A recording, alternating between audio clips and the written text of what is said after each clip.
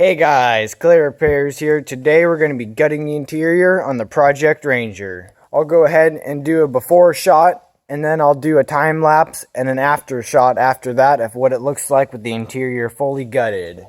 And keep in mind that this isn't going to be an in-depth DIY. This is just going to be a quick time lapse of ripping out the interior and assessing the damage. In future videos, I'll break it down more and go step by step on what you guys need to do to copy this type of thing. But without further ado, let's get right into it.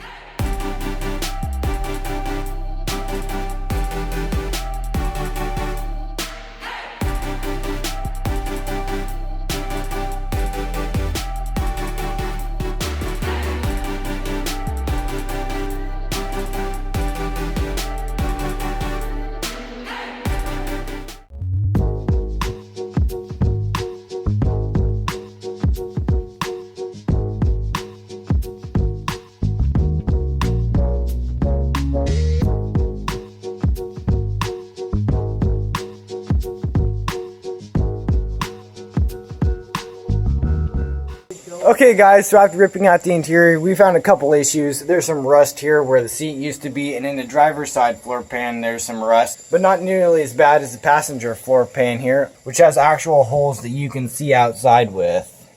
That's pretty bad. We'll probably end up taking out this fuel tank here because it just uses a lot of cab space, and it'd be more useful to be able to put things back here instead of having a fuel tank. Plus, we have two tanks on the side, on the passenger and driver's side, which totals about 30 gallons, so we probably don't need this extra 20 gallons here anyways.